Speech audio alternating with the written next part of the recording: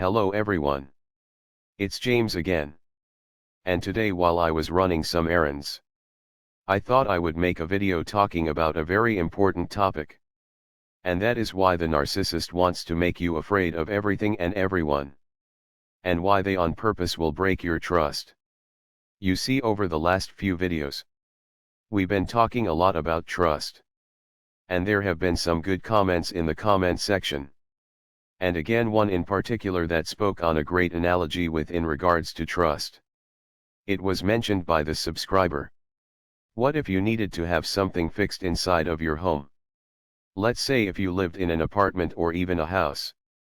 And though we have our faith always in God, our Heavenly Father, we still need to be mindful that the person or people coming into our home are indeed qualified and reputable.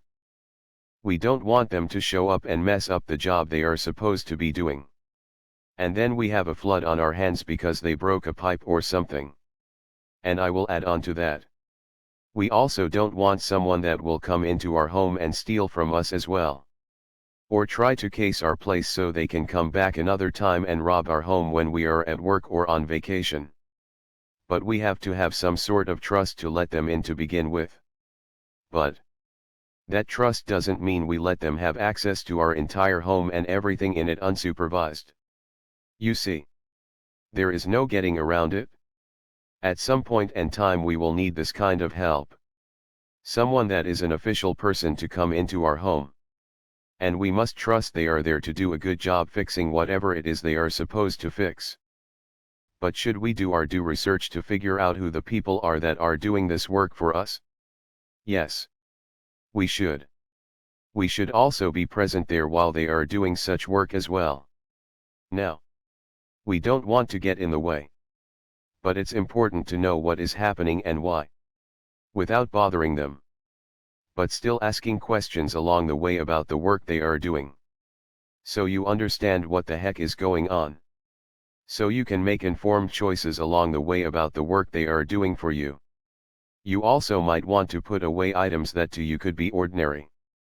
But another person might see them as expensive or valuable. You might not want to wear your most expensive outfit that day or items that could be misconstrued as expensive. Simply put, you aren't saying no way. I can't have anyone help me. Because I just flat out don't trust them. But you within reason trust these person or people to help you. But you do the needed things to protect yourself during the process. You see, the narcissists that came into your life on purpose broke your trust. Simply because they want to isolate you from others that could be beneficial for you and your life. Even when they are long gone. You see. Something I've spoke about before. Is narcissists will feed on narcissistic supply just by thinking what kind of a hard life you might be living.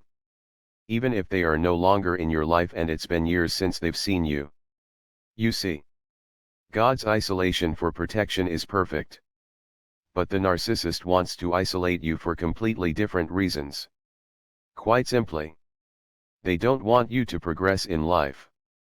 They don't want you to be around people that mean well for you. And for you to grow as a person.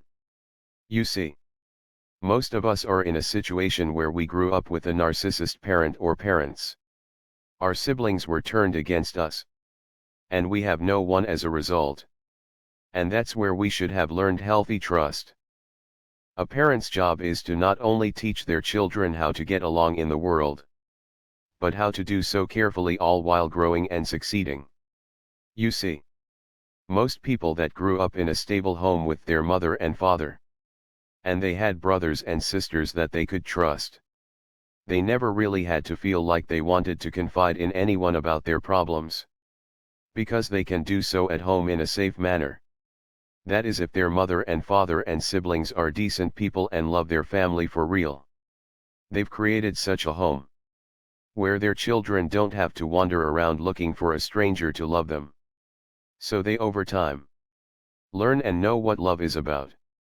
If something is off or wrong, they can easily walk away from a certain situation or person. Without feeling like they are alone or isolated. Simply because they have an intact family unit. And this brings me to another point. regarding how a lot of this isolation is engineered by society. Just like the narcissists engineered it in your life. You see, even though we grew up in homes filled with narcissists and narcissistic abuse, we unknowingly thought we were the only ones living like that. So we would take most people's words at face value and would trust people upon first meeting them. And let me tell you what, narcissists can pick up on this fact. That hey, it's only been a day and they are buying everything I'm telling them. So we develop a relationship with this person and trust them like we've never trusted anyone else before. And they not only break that trust, but show us what a horrible entity they really are. And after this happens a few times, the people that go through this horrible mistreatment oftentimes shell up and stop living a full life. You see, God put us together for a reason. It was said in the Bible that God created Eve from Adam's rib to make her a help to him. And so he wouldn't be alone. Now when we talk about being alone, we know that God is always with us. But even God knew the nature of the man he created. That he would likely thrive with company similar to himself. And making a woman for him would be beneficial. But then we look at society. What does society do and show us? How men and women need to be apart from each other. Toxic this and toxic that. You see, Satan knows what the narcissist knows. That if you truly love one another and have a strong relationship, you will likely thrive and overcome many of your life hardships. But if you are isolated, you might blow away with the wind. I've often used Ollie Matthews and his wife Charlene as an example of why these healthy relationships are important. As many of you might know that follow Ollie's channel too. His wife a while back broke her neck due to an accident where she fell at their last residence.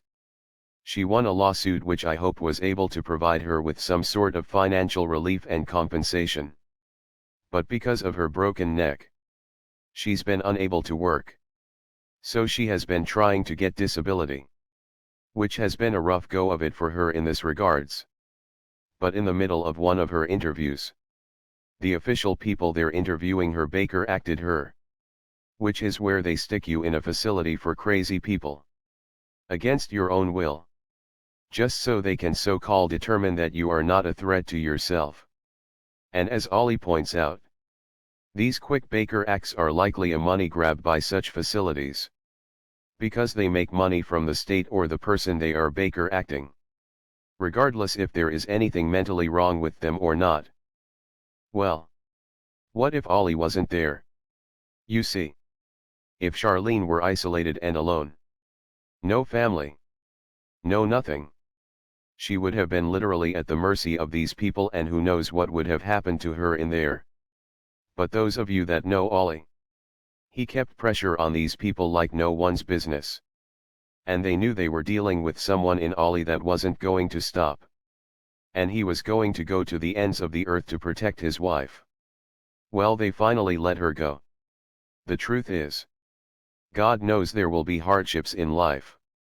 And we are to lean on one another during these times. But not just anyone. Someone that loves us.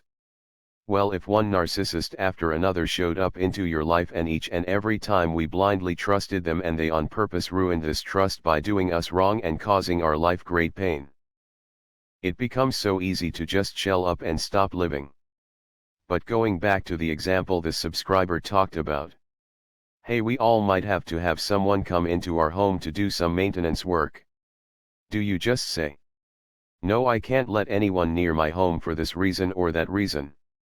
Or do we do the research to make sure we know who is coming into our home, and let them know we care about the work that is being done, by the way of being there while it is being done and asking questions along the way? As I've mentioned before, when in a relationship with someone, especially someone new, every so often check in with yourself honestly about what is going on in the relationship. You see, there is nothing wrong with feeling great emotion when being around someone. Maybe you had a great date and things went wonderfully.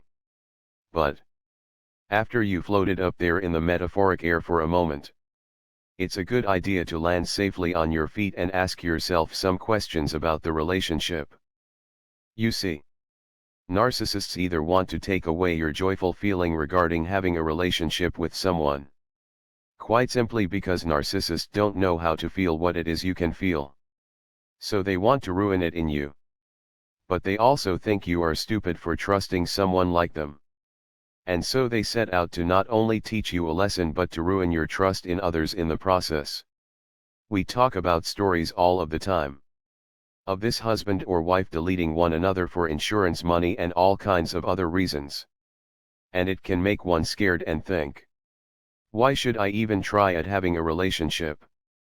And the truth is these stories are stark reminders of why we need to be careful. But we don't want to stop living either. Because if you are able to find a real connection where they respect who you are and where you are in your life, you truly have found a good thing.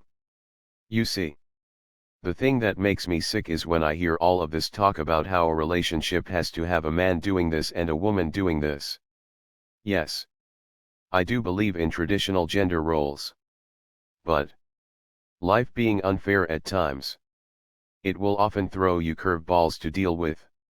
Do you think it's possible that Charlene has floated Ollie financially when he had difficult life moments? I don't know. But I wouldn't be shocked because she seems to be an extremely supportive wife and person. And I'm sure Ollie has done the same for Charlene. The truth of the matter is it's no one's business. But the reason why I say what I'm saying is, sometimes in life you're up. And sometimes in life you are down. And when you are going through life with a true partner, the downs aren't that bad. At least most of the time. I've seen where in both cases where either it was the husband or wife was working a job where they were treated badly at work. Their spouse said, my job is going just fine. I'm tired of them treating you like this. Today is your last day. Drop your keys off with them tomorrow. And we'll worry about finding you another job next week. But again, remember the narcissist in your life. No matter it be a parent or parents. Or someone you dated or were married to. They want you so isolated so you have literally no life help. So if you are stuck in a terrible job, you are literally stuck in a terrible job. But what if you're not isolated? Maybe you're dating or married to a wonderful person. They might be able to put in a good word for you at a company they know of and you can without missing a beat get a job there. And it's that freedom of movement that narcissists that you had to deal with in your life don't want you to have. And even though it's been years since they've seen you, they think about how hard you must be having it. And it feeds them the supply they need. And society and those evil puppet masters that ruin society put this isolation and mistrust upon people as a whole as well. Gone are the days of a family home. But what if there was a family home and you were working a terrible job? Yet you were living in a home that was paid off and passed down from generation after generation. That's right. You would be able to easily quit until you found something else that suited you and where you were appreciated. The evil puppet masters that ruin society want to keep you scared, mistrustful of anyone and everything, and stuck in misery and emotional abuse. And they do their best to remove anything from society that can be a help to you escape such a matrix. Well, this is the exact same game plan of the narcissist that was in your life. Now, does this mean run out and trust everyone and overshare about your life? No. But just like the person coming to fix what they came to fix in your home, take the needed steps you need to take to keep you and your home safe while they are fixing something in your home. Simply put, it's okay to meet people. It's okay to talk with people. But they don't need to know everything upfront about you and your life. Have boundaries. Be careful and give yourself a chance to live and have joy. Because God did create us for a reason. And Satan is always doing his best to cause friction and chaos. Don't let the narcissists win over your life. Because you have a lot of life to live. Well, that's all I have for today. I thank you all for the wonderful comments. Keep them coming. With that said, I do hope your day is blessed. And until next time. Bye for now. And be good to yourself.